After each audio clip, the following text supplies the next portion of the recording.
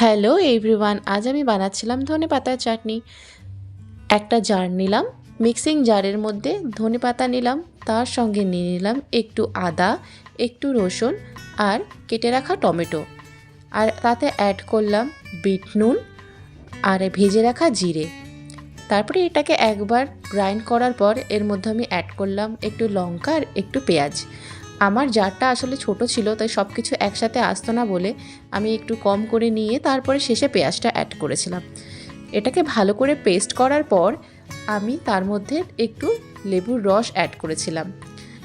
লেবুর রসটা শেষে অ্যাড করাই ভালো, কারণ তুমি কতটা টক খাবে, চাটনিটাতে কতটা টকের প্রয়োজন আছে সেই হিসেব মতো তুমি দিতে পারবে। তো লেবুর রস দিয়ে আমি আরেকবার এটাকে ভালো মতো ঘুরিয়ে নিলাম। তৈরি হয়ে গেল আমার ধনেপাতার চাটনি।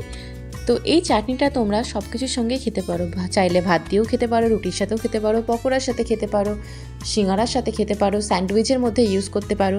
তো এরকম একটা চাটনি তোমরা বানিয়ে রাখলেই সব সময় কিন্তু ইউজ করা যায়।